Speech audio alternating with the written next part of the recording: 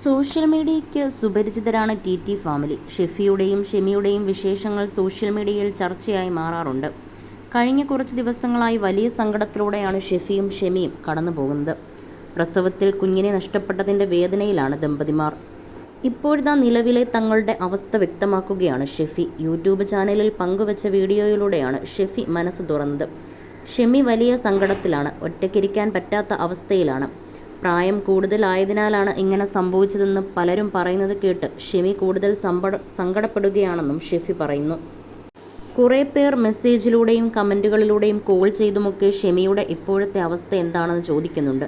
കുഞ്ഞില്ലാതായ ഉമ്മയുടെ അവസ്ഥ എന്തെന്ന് നിങ്ങൾക്ക് ഊഹിക്കാൻ പറ്റുന്നതാണ്. എന്നാലും കുറേ പേർ ഓക്കെ ആണോ എന്ന് ചോദിക്കുന്നുണ്ട്. ചെറിയ പ്രശ്നമുണ്ടെന്ന് റിസൾട്ട് വന്നതു മുതൽ തന്നെ ഷെമി ഡൗൺ ആയിരുന്നു. ഷെമി എപ്പോഴും കരച്ചിലാണ്. കുടുംബത്തിലെ ബാക്കിയുള്ളവരുടെ അവസ്ഥയും അതുതന്നെയാണെന്നും ഷെഫി പറയുന്നു.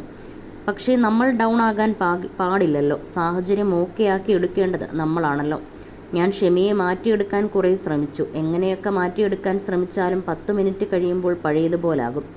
വാതിലൊക്കെ അടച്ചിട്ടിരിക്കാൻ ഭയങ്കര പേടിയാണ്. ജനൽ വരെ തുറന്നിടും. അടച്ചിട്ട മുറിയിലിരിക്കാൻ പേടിയാണ്.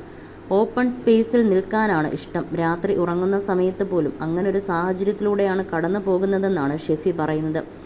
എനിക്കും വിഷമമുണ്ട്. പക്ഷേ വിഷമിച്ചിരിക്കാൻ പറ്റില്ല. കുടുംബത്തെ നോക്കണം. ഇവരെപ്പോലെ കരഞ്ഞിരുന്നാൽ എവിടെയും എത്താൻ പറ്റില്ല.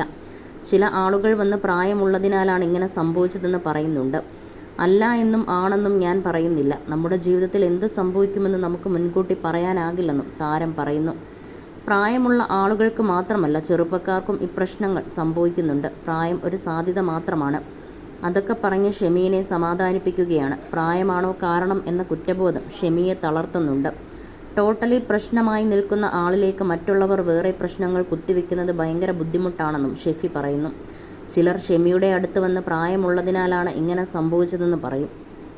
അങ്ങനെ ചിന്തിക്കരുതെന്ന് ഞാൻ പറയും. ആദ്യത്തെ പ്രസവത്തിൽ പോലും ഇങ്ങനെ സംഭവിച്ചവരുണ്ട്. ഷെമിയെ കുറ്റപ്പെടുത്തുന്ന പോലെയാണ് ചിലർ സംസാരിക്കുന്നത്.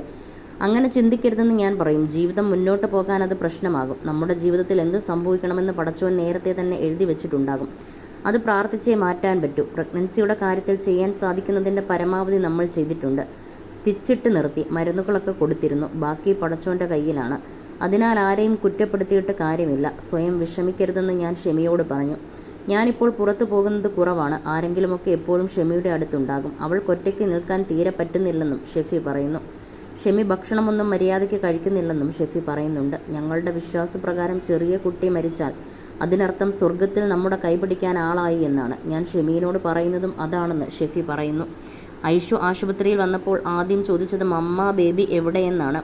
അത് കേട്ടതും ഷെമി പൊട്ടിപ്പോയി. ബേബി സ്വർഗത്തിലേക്ക് പോയതാണെന്ന് ഞാൻ പറഞ്ഞു. അള്ളാഹ്ക്ക് കൊടുക്കണ്ട, എനിക്ക് വേണം ബേബി എന്ന് ഐഷു പറഞ്ഞു. ഒരു കുട്ടി ഉണ്ടാകുന്ന സമയത്ത് എന്തൊക്കെ ചെയ്യണമെന്നതിൽ നമുക്കും ഒരുപാട് ആഗ്രഹങ്ങൾ ഉണ്ടാകുമല്ലോ.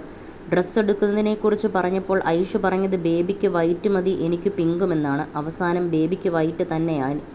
വൈറ്റിലാണ് ബേബി പോയതെന്നും ഷെഫി കൂട്ടിച്ചേർക്കുന്നു.